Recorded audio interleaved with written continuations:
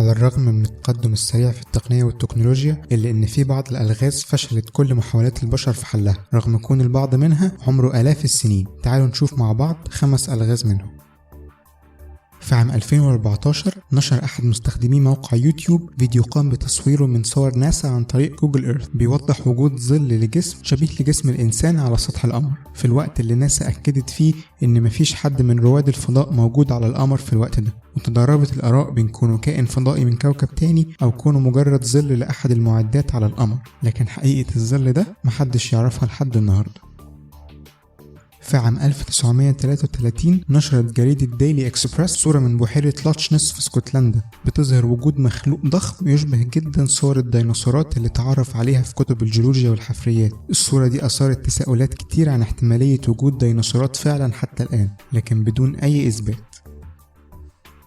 في 1872 تم العثور على سفينة ماري سيليست الأمريكية في المحيط الأطلنطي، واللي كان من المفروض إنها في رحلة تجارية لإيطاليا لكن بدون أي ركاب. وعلى الرغم من الاختفاء الغريب لكل أعضاء الطاقم إلا إن السفينة كانت سليمة تماما بدون أي خدش، كانت مجهزة بالطعام والشراب وكل معداتها الداخلية كانت شغالة بشكل طبيعي، الأمر اللي ساب وراه علامات استفهام كتير بدون أي إجابات عن اختفاء طاقم السفينة.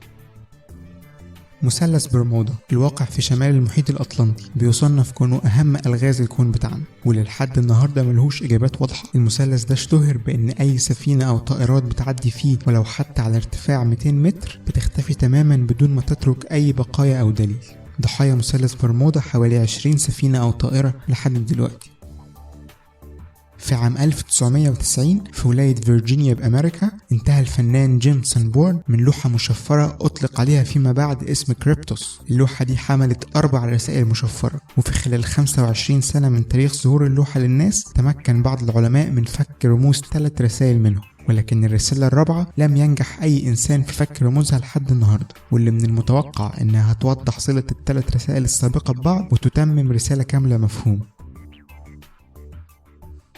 لو عجبك الفيديو اعمل سبسكرايب للقناة عشان تشوف فيديوهاتنا الجديدة، ولو عايزنا نكمل ساعدنا ننشر فيديوهاتنا واعمل لها شير على فيسبوك وجوجل بلس، وكمان تقدر تشوف فيديوهاتنا اللي فاتت كلها من هنا.